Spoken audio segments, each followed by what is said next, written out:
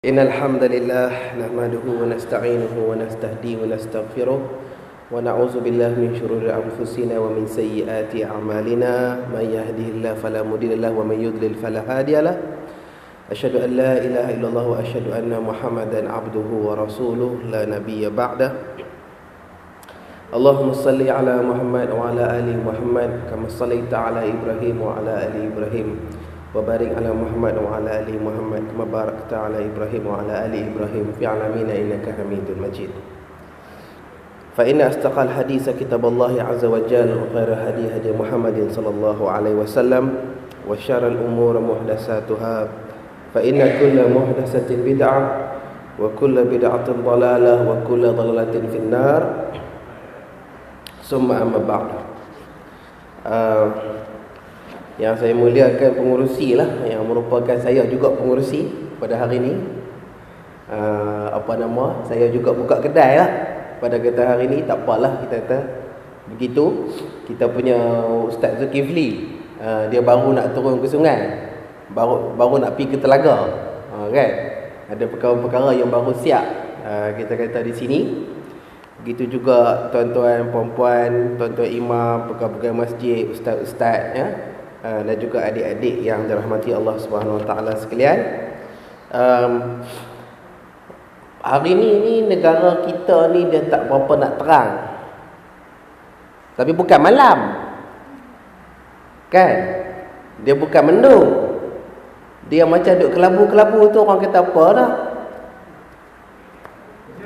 Jerebu. Kan? Dulu kata tok saya sebut gelebu. Kan? Apa nama yang tu jerebu kepada pandangan, jerebu kepada penglihatan. Kalau macam kami ni pakai spek mata, apa nama, kalau bawa kereta ke, dalam kereta ada aircon, dalam bas ada aircon ke, kita keluar daripada bas tu terus kelabu, terus spek mata tak nampak. Dia naik macam kelabu juga, nah. Tapi hak tu semua tu dia kelabu pada penglihatan mata kita, ya. Dia kelabu yang lain, dia jerebu yang lain ni ada pada akidah. Kalau kita tak tahu apakah akidah yang sahih, tak tahu apakah akidah yang benar, ya. Sebab tu kita duk kata, kita duk fikir, kita duk pelik pasal apa orang Melayu boleh masuk akidah-akidah yang bukan-bukan. Pasal apa orang Melayu boleh masuk akidah macam akidah Syiah misalnya, kan? Jadi ini adalah perkara-perkara yang berlaku dalam negara kita. Mudah-mudahan tuan-tuan dan perempuan, diri-diri kita selamat, anak-anak kita selamat, cucu cicit kita pakat-pakat selamat juga, no? Daripada kerosakan akidah yang seperti itu. Jadi tuan-tuan dan perempuan, saya anggap kata lama jugalah, no, kita tidak kata bertemu, sebab ada bulan yang saya miss, ada bulan yang saya tak dan. Jadi pada hari ini kita akan bincangkan satu bab yang baru. Saya tak pasti bab ni kita boleh habis atau tidak pada hari ini, ya, dalam kitab kita Riyadhus Shalihin dengan syarah oleh Syekh Salim bin Aid Al-Hilali ini. Sebab bab ni rasanya panjang, dan kalau nak dilangkau-langkau pun dia terlalu penting, ya. Jadi bab yang ke-13 ini namanya adalah bab fi bayan kathratut tariq al-khair, ya. Maknanya bab pada menyatakan banyaknya jalan-jalan menuju kebaikan, ya. Bab yang cerita kalau kata nak buat baik, nak buat amalan soleh, nak buat perkara-perkara yang makruf, cara dia cukup banyak. Dan insya-Allah kita tak habis cara-cara tu. Ya, kalau sepanjang hidup kita macam-macam amalan buat, mesti ada amalan-amalan apa yang kita masih lagi tertinggal, no? Baik. Kata Allah Subhanahu wa taala, auzubillahi minasyaitonir rajim, wa ma taf'alu min khairin fa innallaha bihi alim, ya. Kata Allah dalam surah Al-Baqarah ayat 215, kebaikan apa pun yang kamu kerjakan, maka sesungguhnya Allah pasti mengetahuinya, ya. Yang tu dia pasti tahu. Kemudian Allah sebut lagi, faman ya'mal misqala dzarratin khairan yarah. Barang siapa yang mengerjakan kebaikan walaupun dia sebesar zarah, sebesar atom, bahasa moden lah ni kata, maka nescaya dia akan melihat balasannya. Nescaya akan ada balasan kepada kebaikan, tidak mengira kebaikan itu sekecil mana. Walaupun kita buat baik itu buat sekecil hama pun, sebesar hama pun, Allah Ta'ala akan kira juga, kan? Dan disebutkan lagi dalam surah Al-Jasiyah ayat ke-15, man amila salihan falinafsihi, barang siapa yang berbuat kebaikan maka pahalanya untuk dirinya sendiri. Ya. Jadi macam itulah, bila kita ahli sunnah wal jamaah ini, pahala kita ni tidak tumpang-tumpang daripada orang. Kalau ada pun share, kalau ada pun saham, dia kena merupakan hasil usaha kita. Jadi setiap amalan kebaikan yang kata kita buat, pahalanya untuk diri kita, untuk kebaikan kita di dunia sampai ke akhirat kelak, sampai ke alam kubur nanti dan sebagainya. Nah, baik. Kalau kita baca hadis yang mula-mula sekali, satu hadis daripada Abu Dzar, Jundab bin Junadah, dia sebutkan, qultu ya Rasulullah ayyul amalil afdal, qala al-imanu billah wal jihadu fi sabilihi. Ya, daripada Abu Dzar, Jundab bin Junadah, dia menceritakan bahawa dia bertanya kepada baginda Nabi SAW, wahai Rasulullah, apakah amalan perbuatan yang paling baik? Apakah amalan perbuatan yang paling baik? Maka baginda menjawab, beriman kepada Allah dan kemudian berjihad pada jalannya. Mula-mula kena ada iman dulu. Pada tiap-tiap perkara, pada tiap-tiap amalan perbuatan, kalau kita mau amalan itu diterima oleh Allah Subhanahu Wa Taala, maka keimanan kita mesti bersih.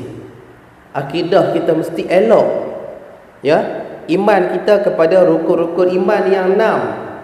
Daripada iman kepada Allah, lepas tu iman kepada malaikat, lepas tu iman kepada kitab, lepas iman kepada kitab, iman kepada Rasul, iman kepada hari kiamat, dan iman kepada qada baik dan qada dan qadar yang baik ataupun yang buruk itu, semuanya mesti cukup, semuanya mesti elok, dan semuanya mesti bersih sebersih-bersihnya. Ya. Sebab dalam keimanan, dalam kata akidah, dia tidak seperti matematik. Tidak seperti kira-kira. Cikgu Anwar dia cikgu pakar matematik. Kan? Dalam matematik, kalau ada 6 tolak 1, ada 5. Kan? 6 tolak 2 jadi 4. Lagi apa lagi? 6 tolak 3 jadi 3. Ada lagi. Dia tak habis lagi. Ya, akan tetapi dalam kata akidah, 6 tolak 1 menjadi kosong. Ya, sebab kalau tolak satu perkara dalam kata akidah, berarti dia tolak juga bahagian-bahagian yang lain, maka terbatallah kita kata akidahnya. Kalau ada mana-mana orang Islam, orang yang mengaku Islam tapi dia tak mau terima contohnya azab kubur. Dia kata kalau masuk dalam kubur nanti nak kena azab lagu mana? Kan? Dia kata di atas mayat tu dah ada tanah. Jadi malaikat nak masuk lagu mana? Depa nak korek lagu mana? Kita duk nampak duk lalu elok kubur-kubur tu. Tak ada terbuka pun. Dalam kubur tu pula nak angkit rotan lagu mana? Kan? Lepas tu dia kata kalau tanya orang kata korek-korek liang, ada ke lipan ke color ke apa? Tak ada, dia kata. Elok Jadi dia pun tolak azab kubur.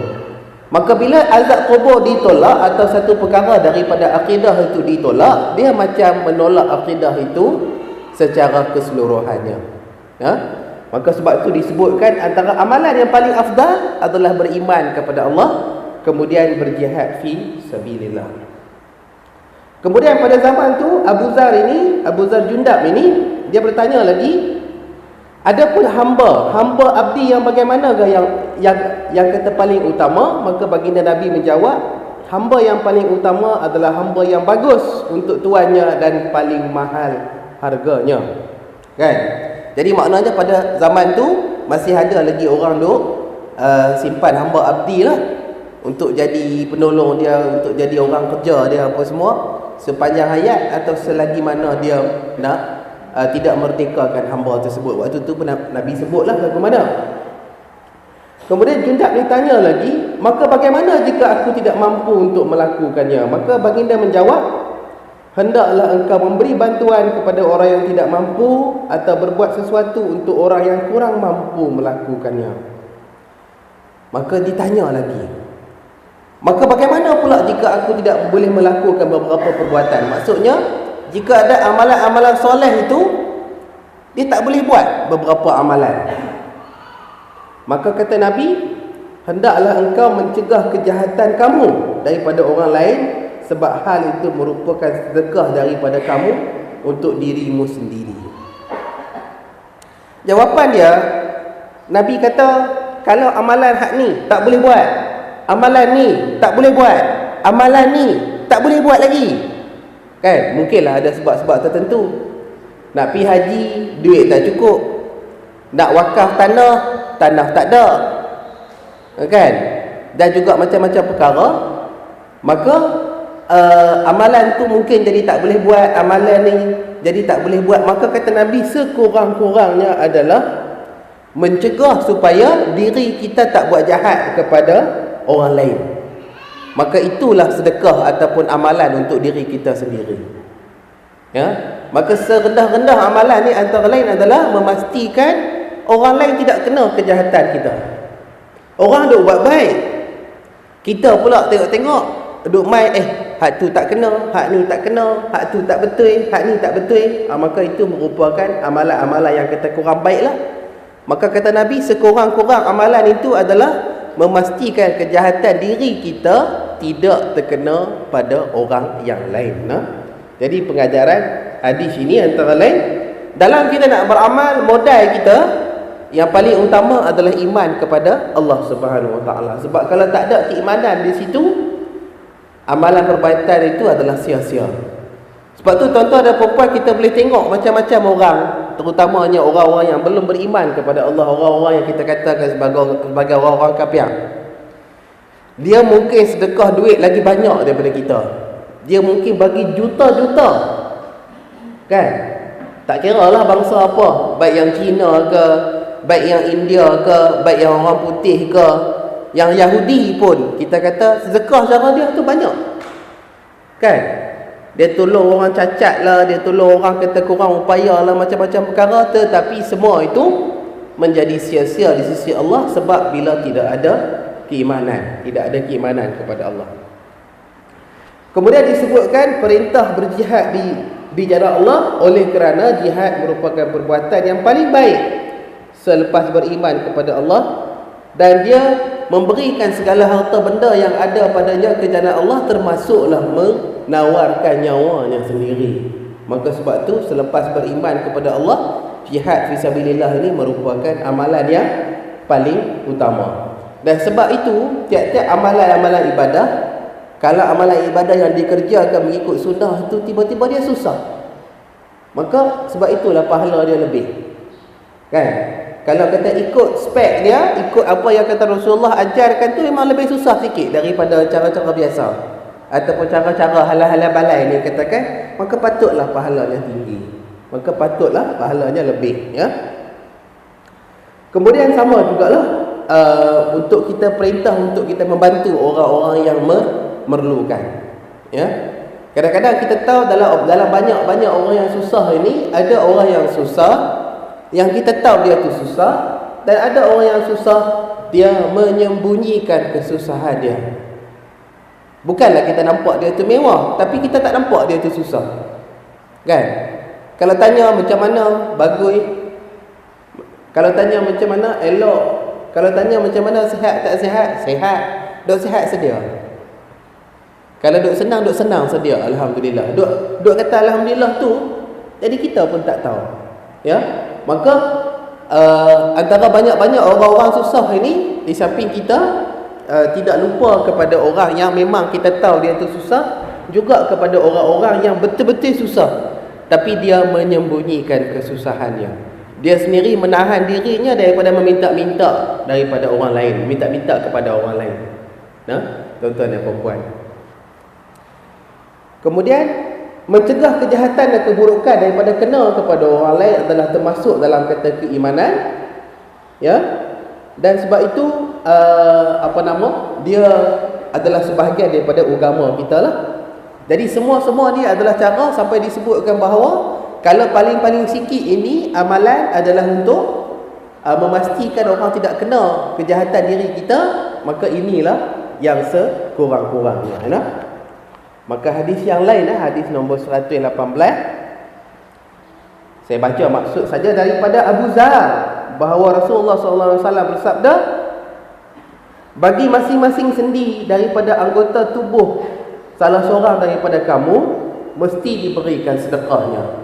Ya, maknanya di atas nikmat Allah Subhanahu Wa Taala yang dia bagi kepada kita. Bila daripada tak boleh berjalan, boleh berjalan. Dan sebab-sebab boleh kita berjalan tu adalah kerana tulang dan sendi dan urat dan otot yang Allah Ta'ala jadikan. Maka kata Nabi, patut di atas tiap-tiap sendi dan tiap-tiap perkara yang Allah Ta'ala jadikan pada diri kita itu mesti dikeluarkan sedekahnya. Ya. Kemudian setiap tasbih, iaitu mengucapkan subhanallah, adalah sedekah. Setiap tahmid, iaitu mengucapkan alhamdulillah, merupakan sedekah. Dan setiap tahlil ni adalah mengucapkan la ilaha illallah. Dalam kata akidah ahli sunnah ada tahlil. Dan tahlil itu adalah mengucapkan zikir la ilaha illallah tanpa ada majlis-majlis yang tertentu, tanpa ada mengira-ngira hari atau mengira-ngira upacara yang tertentu. Kemudian setiap takbir mengucapkan Allahu Akbar adalah kata sedekah. Menyuruh untuk berbuat baik juga merupakan sedekah, dan mencegah yang mungkar juga merupakan sedekah. Dan semua itu boleh diganti dengan 2 rakaat solat duha. Ya, ini kata hadis riwayat Muslim. Ya, maknanya kita kata antara lain bagi orang yang dia hari-hari dia duduk solat duha itu, salah satu sebabnya adalah hadis ini. Ya, dia kita kata kok nak kata keluarkan segala ringgit dan sen dan macam-macam perkara tu, takut-takut terlupa, tak dan kalut, modal sendiri tak cukup, kita nak pusing nak beli lauk lagi, nak apa lagi, maka depa ini mengerjakan solat duha. Ya. Jadi antara pengajaran hadis, anjuran untuk memperbanyakkan sedekah sebagai bukti syukur kepada Allah di atas nikmat kesihatan dan perlindungannya daripada bahaya. Ya. Kita bersedekah antara lain untuk bersyukur kepada Allah. Sebab apa? Salah satunya diberikan nikmat sihat dan diselamatkan daripada macam-macam bahaya, macam-macam malapetaka. Kan? Antara banyak-banyak rumah, pasal apa rumah kita tak kena terbakar? Antara banyak-banyak kereta, pasal apa kereta kita tak kena curi? Antara banyak-banyak manusia, banyak-banyak anak-anak remaja, pasal apa bukan cucu kita yang kena gusik? Jadi itu adalah nikmat perlindungan daripada Allah Subhanahu Wa Taala. Kemudian banyaknya pintu-pintu kebaikan dan ketaatan melalui doa dan zikir kepada Allah, serta menegakkan yang ma'ruf, mencegah daripada yang mungkar. Kata Syekh Salim ini, dia kata hadis ini juga menunjukkan kepada keutamaan solat duha, dan ia merupakan solat orang-orang yang ingin balik ke jalan Allah, sehingga tidak ada yang mampu memelihara daripada mengerjakannya kecuali mereka yang hendak kembali kepadanya. Sebab dia bukan satu solat yang wajib dan bukan satu solat yang mesti, kan? Dan biasanya pada waktu duha ini kita dah mula sibuk bekerja itu, bekerja ini dan juga macam-macam perkara. Maka kalau tak ada orang yang betul-betul mengatur dirinya, mengatur hidupnya, mengatur urusannya untuk buat, mungkin terlepas, kan? Jadi ini antara lain lah. Kemudian disebutkan lagi, hadis ini menunjukkan keluasan rahmat Allah terhadap hamba-hambanya, sebab hamba-hambanya tidak mungkin sanggup untuk mengeluarkan sedekah setiap hari sebanyak mana sendi yang ada pada mereka. Maka sebab tu, sebagai satu bentuk keringanan Allah, maka digantikan sedekah itu dengan solat duha 2 rakaat. Kalau kita mau. Kalau tak mau pun tak apalah, kan? Baik. Itu hadis yang ke-118. Hadis yang seterusnya daripada Abu Zar juga. Dia bercerita bahawa Rasulullah SAW pernah bersabda, pernah diperlihatkan kepada aku amalan perbuatan umatku yang baik mahupun yang buruk. Berarti Allah Ta'ala ni pernah memperlihatkan, dia pernah tunjuk, ini kata mukjizat Nabi Muhammad SAW, dan Nabi pun tidak sebut dalam Isra Mi'raj ataupun tidak. Dia sebut pernah ditunjuk pada dia kalau amalan-amalan kebaikan yang dapat kepada umat dia sebab apa, dan amalan-amalan yang kata jahat, yang kata menyebabkan kena siksa tu sebab apa. Ya. Kemudian kata Nabi, aku mendapati antara amalan kebaikan yang kata menjadikan dia dapat balasan kebaikan itu adalah dia mengalihkan hal-hal yang mengganggu di tengah jalan. Lalu tengah jalan dengan motor ke, dengan kereta ke, dengan gerek ke, tiba-tiba ada ranting, ya, yang kita alihkan, ataupun ada apa, benda-benda yang bahaya macam kaca ke, kawat berduri ke, paku ke, kan? Ada apa-apa yang licin ke, macam kulit pisang dan sebagainya, yang kalau kata kita alihkan, itu salah satu daripada perkara yang Nabi sebut. Dia ditunjukkan antara sebab umat dia mendapat pahala kebaikan adalah dengan mengalihkan perkara-perkara tersebut. Ya. Dan Nabi sebut lagi antara sebab-sebab yang menjadi perkara-perkara yang buruk adalah antaranya apabila terdapatnya kahak atau terdapatnya gelema yang dibiarkan di masjid tidak dibersihkan. Ya. Salah satu perkara daripada amalan-amalan keburukan yang kata Nabi sebut, Nabi nampak. Sebab apa orang diberikan amalan orang diberikan kejahatan atau dibalas dengan kata siksaan di kata akhirat kelak. Salah satunya adalah kalau ada gelema, kalau ada kahak di masjid, dia tidak bersihkan. Ya. Jadi kadang-kadang kita kata begitulah. Begitu mudahnya orang untuk masuk ke syurga, dan begitu juga kalau tak cukup ilmu, tidak cukup amalan, maka begitu juga mudahnya untuk masuk ke neraka. Ini hadis sahih riwayat Imam Muslim, ya. Antara pengajaran hadis, Allah memperlihatkan kepada Nabi-Nya sallallahu alaihi wasallam tentang amalan perbuatan umatnya, dan amalan-amalan itu terbahagi kepada dua, iaitu yang baik dan yang buruk. Amalan perbuatan baik adalah segala bentuk perbuatan yang di dalamnya terdapat kebaikan, tak kira sama ada kebaikan yang besar ataupun kecil. Sedangkan amalan buruk adalah segala macam perbuatan yang di dalamnya mengandungi kejahatan, sama ada besar ataupun kecil. Kemudian dianjurkan untuk memperbanyakkan, menambahkan, meningkatkan amalan kebaikan, dan di antara amalan kebaikan itu ada yang dianggap remeh, ada yang dianggap lekeh, ada yang dianggap tak padan oleh orang lain. Seperti apa dia? Menyingkirkan perbuatan-perbuatan yang perkara-perkara yang menghalang jalan itu atau mengganggu keselamatan di kereta jalan, dan salah satunya adalah membersihkan masjid.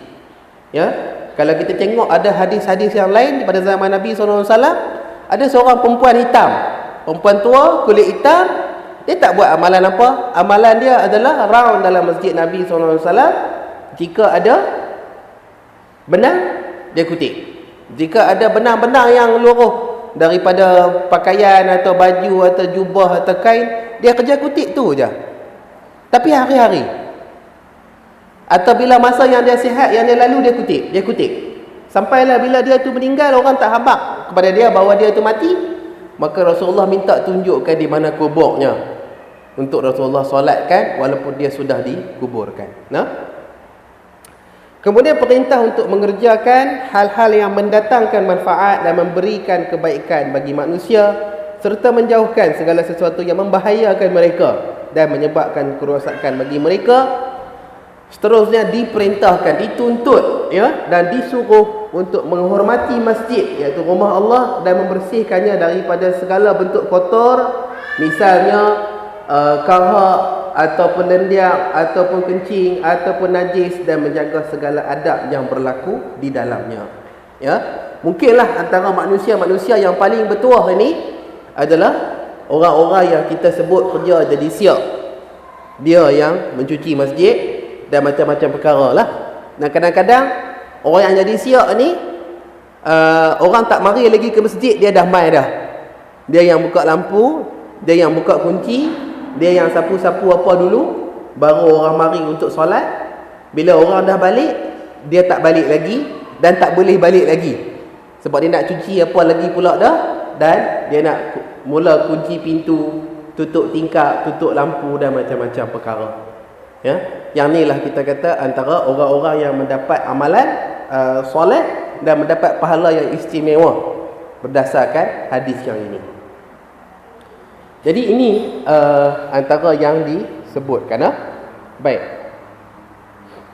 Ada lagi hadis yang lain, hadis nombor 120 juga daripada Abu Zar. Saya pun tak tahu dah, ada 4 hadis baca semua daripada Abu Zar, Jundub bin Junadah. Ya, yang ni kita istimewa dia lah. Daripada Abu Zar bahawasanya ada beberapa orang yang berkata kepada Nabi, "Ya Rasulullah, orang-orang yang kaya membawa bersama dengan mereka pahala yang besar." Ya, berarti orang-orang kaya ni dia ada peluang untuk buat amalan pahala-pahala yang besar bila dia ada harta. Ya, mereka mengerjakan solat seperti kami, dan mereka berpuasa seperti mana kami juga berpuasa, tapi mereka bersedekah dengan kelebihan harta mereka. Kemudian Rasulullah menjawab, "Bukankah Allah telah menjadikan bagi kamu apa yang dapat kamu sedekahkan?" Kata Nabi, "Sesungguhnya setiap tasbih itu sedekah, setiap takbir itu juga sedekah, setiap tahmid juga sedekah, dan setiap tahlil juga sedekah, dan menyuruh berbuat baik juga sedekah, dan mencegah kemungkaran juga sedekah, dan pada kemaluan, iaitu berhubungan antara suami isteri, juga merupakan sedekah." Ya. Jadi bila sahabat-sahabat yang terutamanya yang sahabat-sahabat yang miskin, sahabat-sahabat yang kurang mampu, sahabat-sahabat yang Nabi SAW yang pendapatan rendah, dia kata solat sama solat sekali, puasa sekali, tapi bila tang sedekah tu dia boleh pergi lebih. Depa lebih ni wahai Nabi SAW. Maka Nabi pun kata, jangan risau, jangan bimbang, sebab pada tiap-tiap amalan kebaikan itu dia merupakan sedekah. Berarti kalau kita tidak ada harta atau kita kurang harta, kita banyakkan amalan-amalan kebaikan yang lain. Seperti apa? Seperti berzikir, ya. Seperti kita kata bertakbir, bertahmid, bertahlil dan juga sebagainya, sampailah kepada menunaikan kewajipan-kewajipan kita juga dianggap sedekah, ya. Maka para sahabat bertanya, bagaimanakah dia kata macam mana dia kata amalan apa? Amalan berhubungan dengan isteri itu dianggap sebagai sedekah. Dia kata macam mana amalan itu boleh dapat pahala? Maka kata Nabi SAW, apakah pendapat kamu jika seseorang itu, ya, berhubungan pada tempat ataupun pada orang yang haram? Bukankah dia itu berdosa? Maka demikianlah, jika dia seorang suami berhubungan dengan isterinya secara halal, maka dia akan mendapatkan pahalanya. Ya, maka ini hadis riwayat Imam Muslim, bernombor 1006, ya. Antara pengajaran hadis ini adalah berlumba-lumbanya umat Islam untuk berbuat kebaikan dan sungguh-sungguh mereka untuk berbuat taat dan mendekatkan diri kepada Allah Subhanahu Wa Taala. Kemudian luasnya makna ibadah. Ibadah itu bukan sekadar solat, puasa, zakat, haji, mengaji, tapi ibadat ni adalah merupakan segala perkara yang kita buat dalam hidup, ya, dalam macam-macam kerja yang kita duk buat, macam-macam pekerjaan, macam-macam kerjaya yang kita lakukan, sekiranya itu merupakan amalan kebaikan, sekiranya itu merupakan amalan yang makruf, maka ia adalah merupakan satu kebaikan kepada di sisi Allah Subhanahu Wa Taala.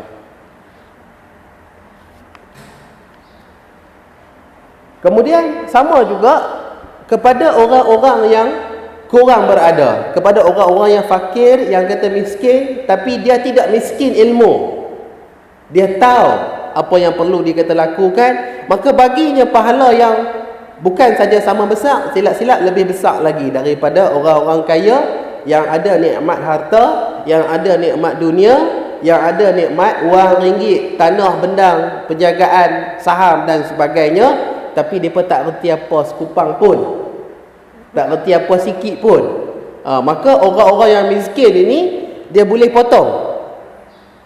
Dia boleh potong orang-orang kaya, tapi sama ada dia tak tahu sebab dia tidak mengaji, ataupun dia tahu tapi dia tidak mengamalkan. Ya, dia tahu tapi tidak mengamalkan. Tapi kalau kita kata bertemu amal sama amal, tapi seorang kaya, seorang miskin. Yang kaya tu pula, dia pula dah kata mengaji, dia pula apa yang dia tahu itu dia amalkan pula. Maka dalam keadaan ni orang yang miskin tu tak boleh potong lah, nak buat lagu mana.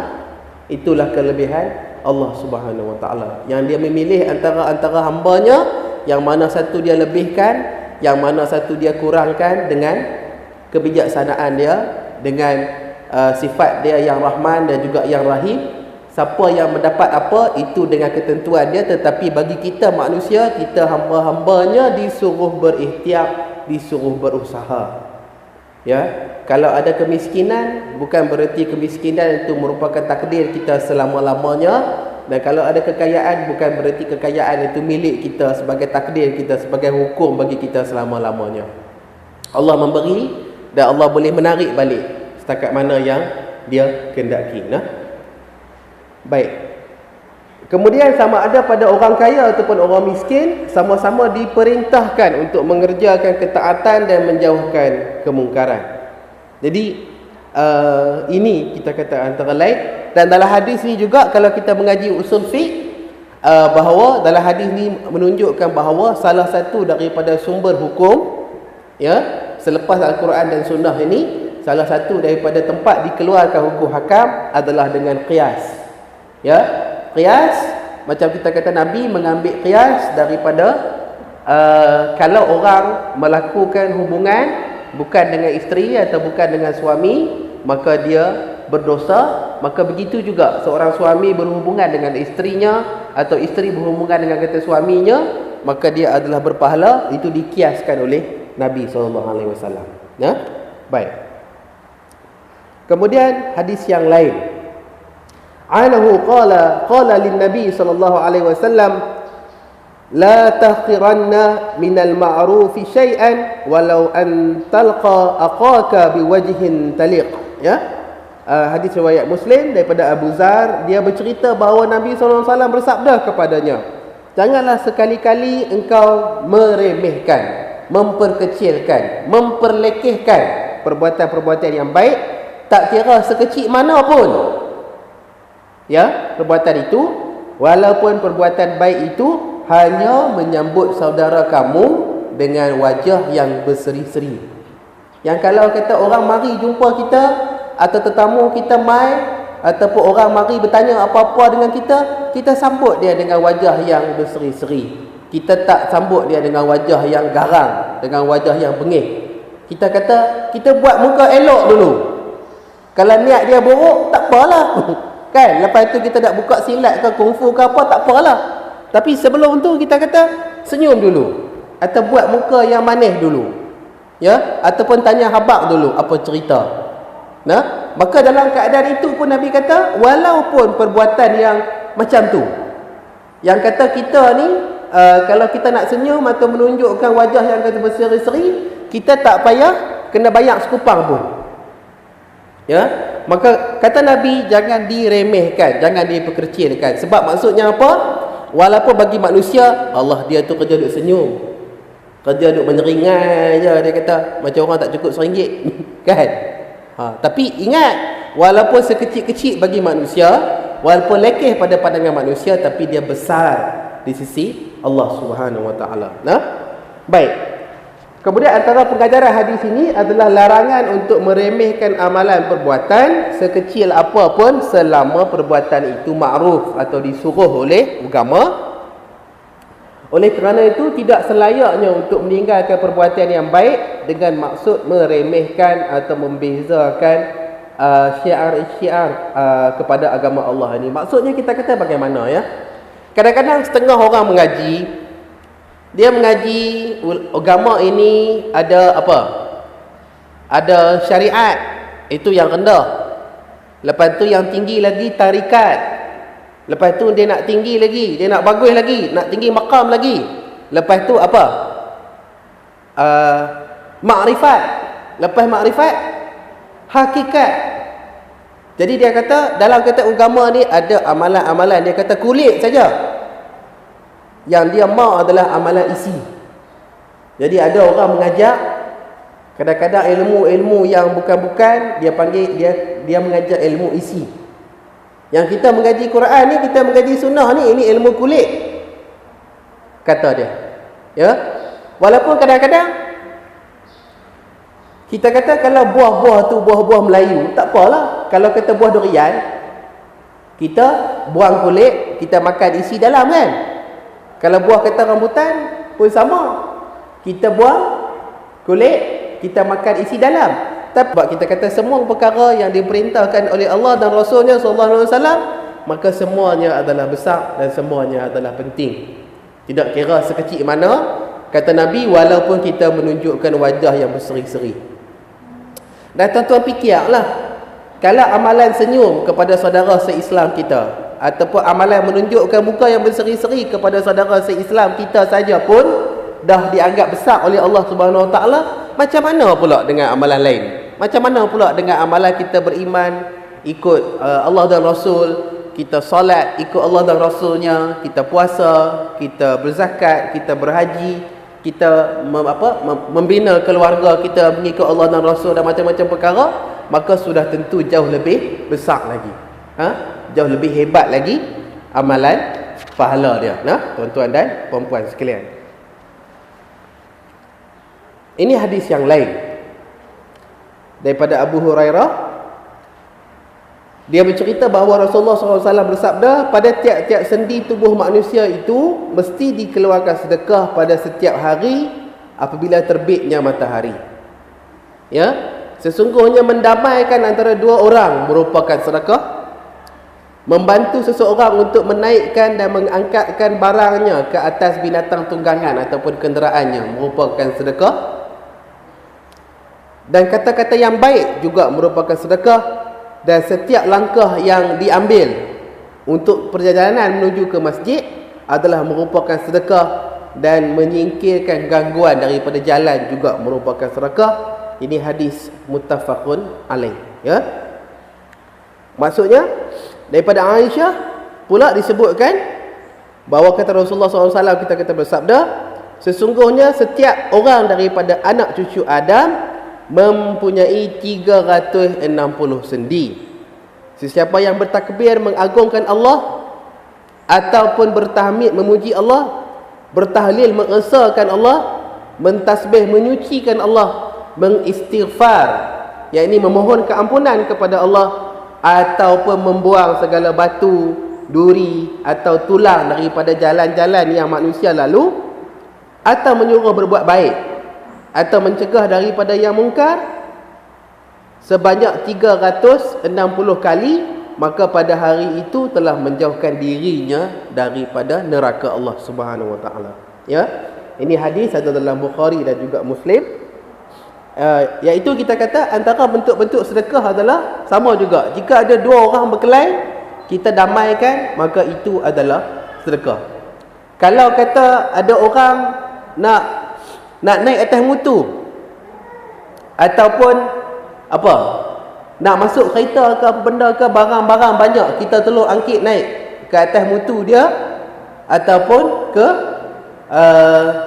atas kereta dia. Kalau dulu orang gunakan unta, kuda dan sebagainya, maka sama juga pada zaman lah ni, dengan kereta ke, dengan mutu ke, kadang-kadang macam tu lah. Pakcik-pakcik yang sudah berumur ni naik mutu, tongkat pun dah jatuh dah, tengok-tengok barang tinggal di hujung. Ya, dia nak turun balik, dia nak angkit balik tongkat susah. Jadi kita tolong pisau. Maka itu merupakan sedekah. Maka begitu juga setiap langkah yang diambil untuk pergi ke masjid juga merupakan sedekah. Ya. Jadi sama jugalah. Itu merupakan amalan kebaikan di sisi Allah Subhanahu Wa Taala. Ani Nabi sallallahu alaihi wasallam qaal, man ghadda ila al-masjidil arwah a'adallahu lahu fil jannati nuzulan kullama ghadda al-arwah kullama ghadda al-awrah. Ya, muttafaqun alaih, daripada Abu Hurairah, daripada Nabi SAW, barang siapa yang pergi ke masjid pada pagi hari ataupun petang hari, maka Allah akan menyediakannya hidangan di syurga setiap kali dia pergi ke masjid pada pagi ataupun petang hari itu. Ya, maksudnya orang-orang yang pergi ke masjid ini Allah Ta'ala sediakan pahala dia, sediakan dia punya balasan dia. Kalau dia pergi pagi, dapat apa? Dapat satu hidang di syurga. Kalau pergi saat lagi zuhur, dapat satu hidang lagi. Kalau pergi saat lagi asar, lagi sehidang. Maghrib, sehidang. Tengok-tengok maghrib balik pula, ada perkara, mai pula isya, dapat lagi sehidang. Jadi kita kata antara lain, seolah-olah bukan saja boleh masuk syurga, di syurga tu duk himpun siap-siap pula apa nak makan di syurga sana, kan? Jadi itu adalah kelebihan Allah Subhanahu Wa Taala. Kata Syekh Salim ini, seluruh amalan perbuatan manusia itu dihitung atau dikira di sisi Allah Subhanahu Wa Taala. Barang siapa yang pergi ke masjid walaupun tidak bertujuan kecuali untuk mengerjakan solat, maka setiap langkahnya dalam perjalanan, kalau kita naik motor, maka tiap-tiap kali apa? Tayar motor kita berpusing. Kalau kita naik kereta, pada tiap-tiap kali kereta kita berpusing. Kalau kita naik kuda, tiap-tiap kali langkah kuda kita tu, kan, berpusing. Ya, baik pergi ataupun pulang, maka akan ditetapkan pahala dan balasan baginya. Kalau macam tadi Nabi sebut, antara lain kelebihan pergi ke masjid ini, dapat hidang, dapat makanan di syurga, hidangan yang akan dimakan di syurga nanti. Ya, sebab apa? Antara lain sebab hadis ini menunjukkan juga keutamaan untuk mengerjakan solat secara berjamaah. Secara berjamaah. Kemudian hadis yang lain, qala Rasulullah anhu, qala Rasulullah, ya nisa al-muslimat, la tahqiranna jarratun lijaratiha walau firsina syattin. Ya, muttafaqun alaih. Jadi daripada Abu Hurairah menceritakan bahawa Rasulullah SAW ni pernah pesan, ya nisa'a muslimatin, ya, wahai wanita-wanita muslimah. Dalam banyak-banyak hadis tadi yang pasal kalau solat berjemaah ni lelaki-lelaki tu, tiba-tiba had ni disebutkan kepada orang perempuan. Disebut ya nisa'a muslimatin, wahai wanita-wanita muslimah. Disebutkan janganlah seseorang jiran itu merasa hina terhadap jirannya walaupun dengan apa kita nak sebut, firsina syattin. Firsi ni, kalau kita ada daging, kita ada tulang, tulang tu tak ada daging mana, dia ada daging sikit-sikit je, itu firsin. Maksudnya hadis ini menunjukkan kalau kita nak sedekah, tiba-tiba tak ada apa, ada tulang tu saja, adalah daging sikit sangat, maka kata Nabi, jangan nak merasa hina kalau nak mensedekahkan hak tu. Tapi janganlah kita kata segala daging, lemak, hati, kelempung kita dah balun habis, tulang aku nak sedekah, tak boleh lah, kan? Tapi kalau sungguh-sungguh tak ada, maka boleh. Dan jangan pula merasa hina. Begitu juga kalau orang bagi kepada kita benda-benda macam tu, ni bagi kat aku tulang buat apa? Janganlah kita pula menghina dia. Ya? Kata Nabi SAW. Kandungan hadis disebutkan oleh Syekh,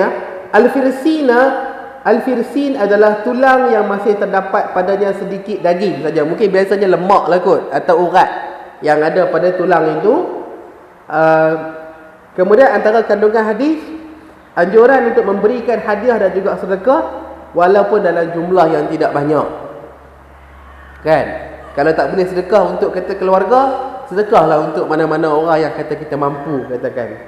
Kemudian dilarang antara lain, perintah-perintah bersedekah ini dipentingkan, dianjurkan sangat dan sungguh-sungguh sebab untuk mengelakkan penyakit bakhil bin kedekut, penyakit kikir kata bahasa Indonesia, untuk mengelakkan kita ni rasa apa, genggam tak lepas kan, ataupun apa, macam mana orang kata, macam-macam lah. Jadi berarti kalau kita tidak mula mendidik diri kita untuk mula memberi, tak ada RM1 bagi sekupang, tak ada sekupang bagi seduit, tak ada RM1,000 bagi RM5, RM10, RM1, 5 kupang pun tak apa, RM3, 5 kupang pun tak apa kan. Sebab apa? Kalau tidak mula daripada yang kecil, jangan ingat bila kita sudah kaya, bukan setakat kaya, kita sudah raya, kita sudah jutawan, hartawan, miliawan, miliana, pada masa tu jangan ingat mudah kita nak bersedekah dah. Ya. Kalau tuan-tuan membaca riwayat hidup orang-orang yang kaya raya ini, ada sebahagian dia yang mati sebab bunuh diri. Walaupun dia ada macam-macam perkara, dia ada macam-macam nikmat, rumah besar-besar di mana saja, di atas gunung, tepi laut, ya, di atas pulau-pulau. Kadang-kadang pulau tu dia seorang punya, semua elok-elok, cantik-cantik. Tapi ada juga yang kata bunuh diri. Ada juga kita kata yang mencari kebahagiaan dengan banyak isap dada, banyak minum arak. Jadi dia tidak ada kebahagiaan itu. Jadi sama juga bila Nabi sebut kata antara lain adalah asas-asas kebahagiaan ini dengan kita memberi kepada Allah Subhanahu Wa Taala. Maka samalah, kena diajak dan kena dididik diri kita. Sebab tiap-tiap manusia ni dia ada bakhil dia. Kalau tuan-tuan mengaji dalam satu surah, dalam surah ni atau dalam juz yang ke-30, dan apa nama surah ini, dia ada dalam juz amma itu, saya tak mahabak surah apa, tapi disebutkan dalam surah tersebut, sungguhnya manusia ini dijadikan bakhil. Antara lain kita manusia ni memang bakhil. Bila kita bakhil, berarti kita susah nak bagi kat orang lain. Kalau kita nak bagi kat orang lain pun kita akan berkira-kira. Berkira-kira pula kita kata, kadang-kadang dalam keadaan malu Allah, kadang-kadang dalam keadaan takkan nak bagi sekupang kot, malu, bagilah RM1 kan. Kalau silap-silap seluk RM50, nak gustan malu lah, bagi juga, habis aku RM50 hari ni kan. Jadi manusia ni memang kita kata antara lain dia dijadikan dengan sifat bakhil. Maka kerana itulah Allah Subhanahu Wa Taala dengan kebijaksanaan dia mensyariatkan satu ibadat yang kita akan tempuh dalam masa tak berapa hari lagi, namanya ibadat puasa.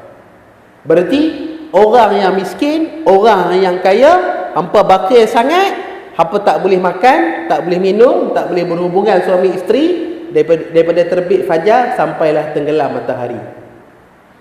Kedekut sangat, bakhil sangat, tetap tidak dapat perkara-perkara tu dan tetap merasai kesusahan. Bagaimana susahnya orang-orang yang tidak ada, bagaimana susahnya orang-orang yang fakir, orang-orang miskin, orang-orang yang melarat antara lain. Jadi begitulah penyakit bakhil ni, kalau kita tidak ubat, kita akan kena keburukan dia pada satu hari nanti. Maka antara ubatnya adalah dengan banyakkan bersedekah, walaupun dengan perkara-perkara yang ringkas-ringkas. Ya. Kadang-kadang zaman dulu-dulu orang tua-tua kita tanam pokok bunga, tanam pokok bunga melok, tanam pokok bunga kenanga kan. Dia tak ada apa, dia bagi bunga kat orang kan, pun jadi juga. Tak ada buah pelam tak apa nak elok, bagi buah pelam muda. Makan garam belacan, makan apa, toyu dengan apa, toyu cabai dengan gula, pun jadi juga kan. Cara dekat mana kita ada lah. Yang penting kita memberi, dan jangan sampai tak ada langsung kan. Dan orang-orang yang kata mendapat pun janganlah pula dia kata awak hak ni saja kan. Jadi kita kata pandang-pandang, tengok-tengok dan perhati-perhati sama, nah tuan-tuan dan puan-puan. Baik, Syekh sebut anjuran untuk memberikan hadiah dan juga sedekah walaupun dalam jumlah yang tidak banyak.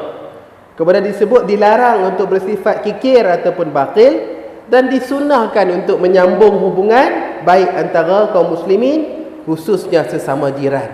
Ya, khususnya sesama jiran. Sebab itu kadang-kadang disebutkan ada perkara-perkara yang kita kena jagalah. Kemudian disebutkan lagi larangan untuk menghina sesuatu amalan kebaikan, ya, walaupun kebaikan itu sekecil mana sekalipun, kan?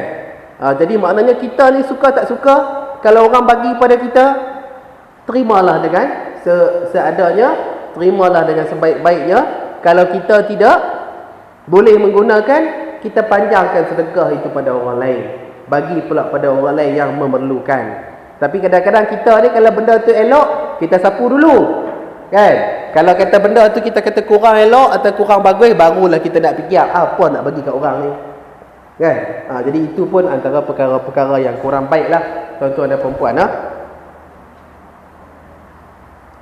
Baik, hadis yang seterusnya daripada Abu Hurairah, al-imanu bid'un wa sab'un atau bid'un wa sittuna syu'batan fa afdaluha qawlu la ilaha illallah wa adnaha imatatul adza 'anit tariq wal haya'u syu'batun minal iman, ya, muttafaqun alaih. Juga daripada Abu Hurairah, sahabat Nabi SAW, bahawa Nabi SAW pernah bersabda, iman itu adalah 70 ataupun 60 lebih cabang-cabangnya. Yang paling utamanya adalah mengucapkan la ilaha illallah, tidak ada ilah, tidak ada Tuhan yang berhak diibadati sebenar-benarnya selain daripada Allah Subhanahu Wa Taala. Dan yang paling rendah adalah menyingkirkan, mengalihkan perkara-perkara yang mengganggu pada jalan itu. Dan malu kerana Allah itu al-haya, malu kerana Allah adalah merupakan salah satu daripada cabang-cabang iman, ya. Ini ada dalam Muslim dan juga kita kata Bukhari.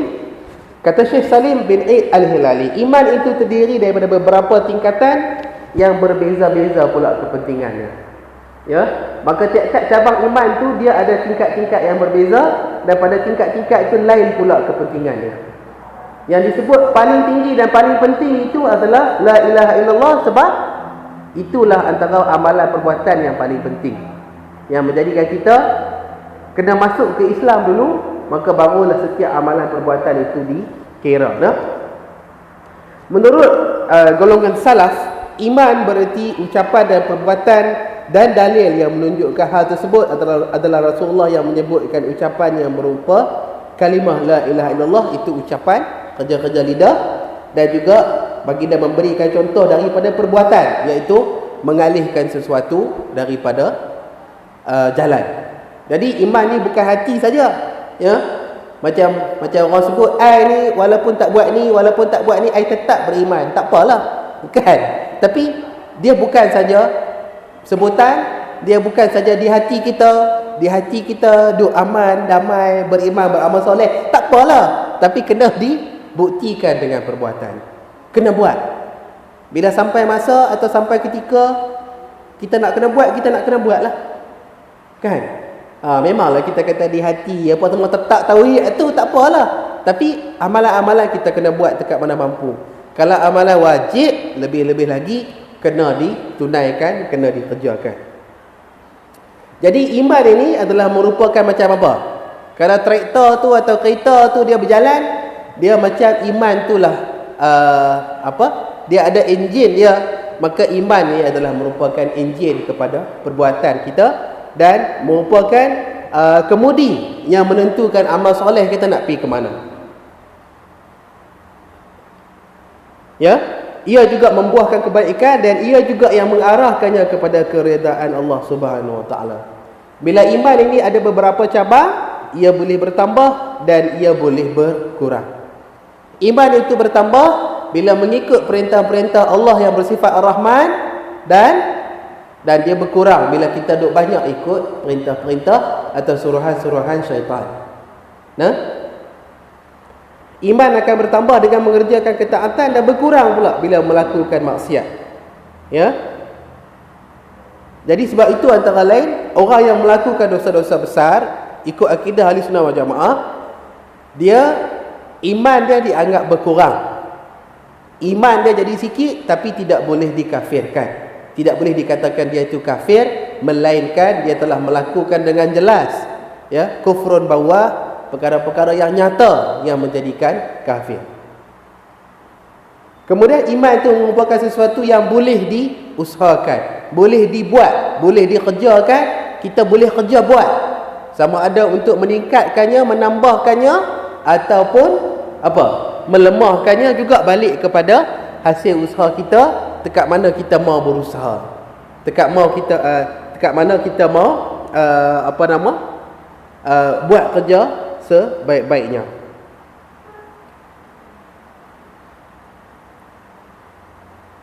Seterusnya, adanya berbeza-beza tingkat keimanan bukanlah bentuk penghinaan kepada syiar-syiar agama, sebab semuanya berasal daripada sisi Allah Subhanahu Wa Taala. Maksudnya, bila ada orang kata pasal apa iman hak ni lebih, pasal apa iman hak ni tinggi, dia kata hak itulah ketentuan Allah. Allah sendiri sebutkan kata ada 60 ataupun 70 cabang, dan tiap-tiapnya ada perkara yang berbeza-beza. Dan begitu juga malu kerana Allah merupakan perangai yang terpuji, akhlak yang terpuji, ya, untuk mendorong diri seseorang untuk melakukan ketaatan kepada Allah. Maksudnya, kalau malu yang kita letakkan pada tempat dia, malu untuk buat jahat, malu kepada Allah, malu kepada Rasulullah SAW untuk jadi maknanya yang tu semua digalakkan, ya. Tapi kalau kita malu untuk kita mengerjakan yang sunnah, malulah nak kata solat cara sunnah ni, malu kan? Atau malulah nak buat amalan ni, satgi orang kata macam puak-puak sunnah pula, contohnya. Maka itu adalah malu yang terkeji, ya. Demikian juga disuruh malu pada tempat-tempatnya. Baik, ada lagi hadis yang lain, tuan-tuan dan puan-puan.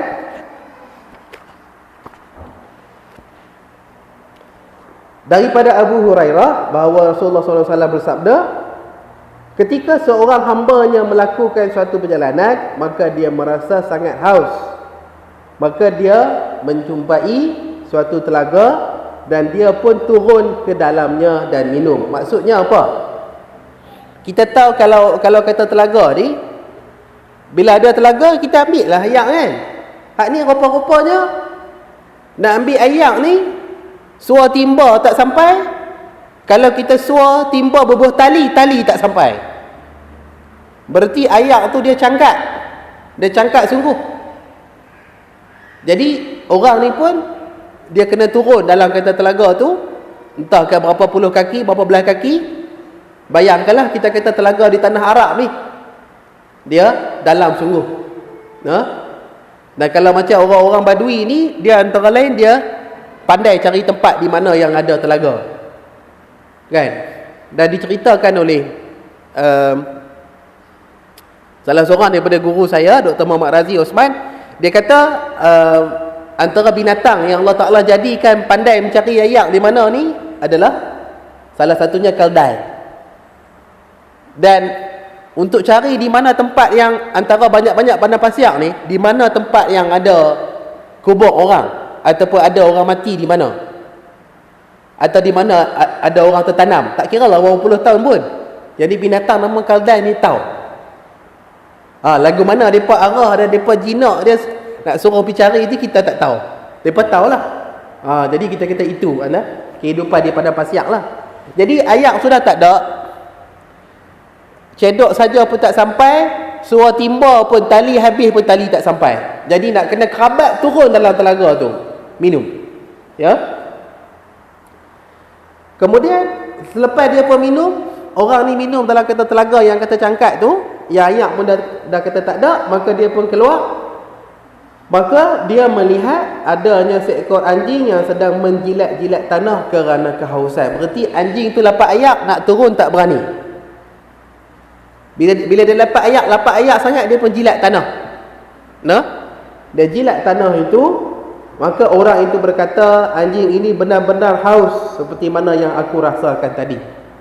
Maka dia pun turun lagi ke dalam telaga itu dan naik balik dengan apa? Tak ada timba, tak ada apa. Dia pun isi apa? Isi kasut dia dengan ayak dan buat naik. Bagi apa? Bagi anjing itu minum. Ya. Maka kata Nabi, Allah memuji perbuatannya dan memberikan keampunan kepadanya. Jadi maknanya antara lain, sebab-sebab dalam Islam, dalam kata akidah ahli sunnah ni untuk mendapat pengampunan Allah bukannya susah sangat, bukannya terlalu berat sangat-sangat. Bukanlah berarti kita meringan-ringankan, tak apalah kita buat jahat nanti kita cari anjing bagi minum, bukan.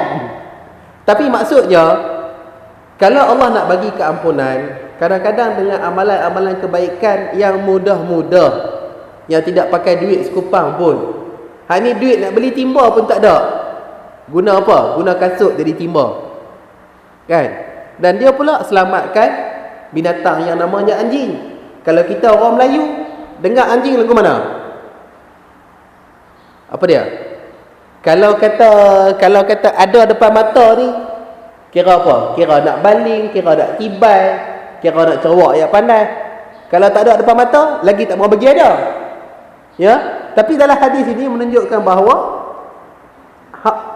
seseorang hamba Allah ni, walaupun dia memberikan minum seekor anjing yang kata dekat-dekat nak mampu, dekat-dekat nak mati, sebab kata ayak tu tak ada, pun dipuji oleh Allah Subhanahu Wa Taala dan diberikan pengampunan olehnya.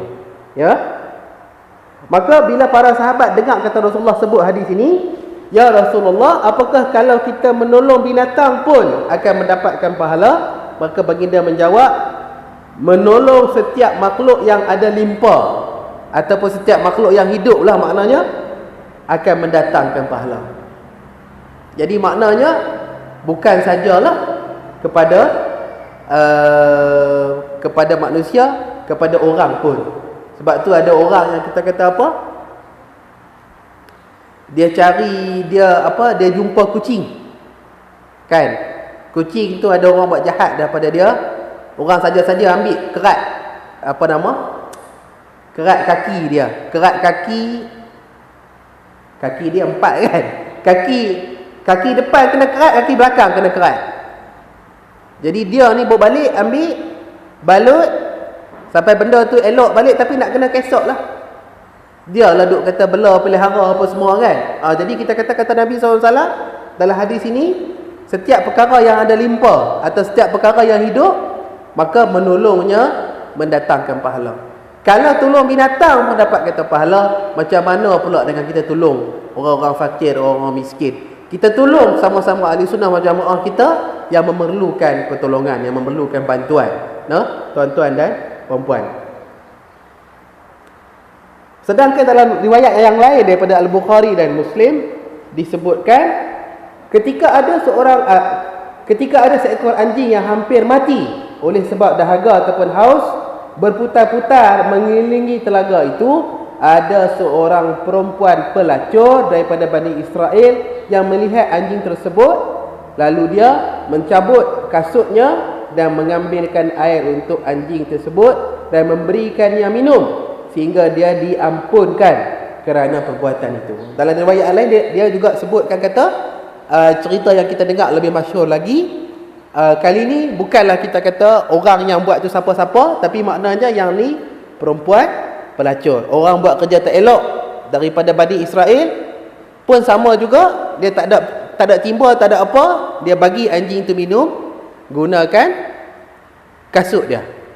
Pun begitu juga Nabi sebut diampunkan dosa-dosanya, diampunkan perbuatannya. Antara pengajaran hadis ya, perintah untuk berlaku baik terhadap binatang, walaupun binatang yang kita tidak khususnya binatang yang kita tidak diperintahkan untuk membunuhnya. Ya, kalau kita baca hadis yang lain tu ada beberapa binatang yang diperintahkan kalau jumpa dan kita boleh bunuh, maka kita disuruh bunuh. Ya, saya pun tak ingat semua binatang-binatang tersebut. Nanti mungkin kita katalah pada masa-masa yang lain. Kemudian ada wujudnya keutamaan untuk memberikan minum. Ya, berarti hadis ini menjadi dalil kalau kita tak ada apa pun, bagilah dia minum. Kan? Jadi sebab itulah kita kata mungkin di Islah depan tu dia ada apa? Dia ada ayak kan? Dia ada bekas ayak, dia ada cawan. Siapa-siapa boleh isi minum di situ, percuma saja.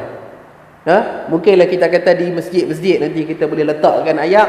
Kalau tuan-tuan pergi ke Saudi Arabia, di tiap-tiap masjid ni dia ada tempat yang orang sediakan.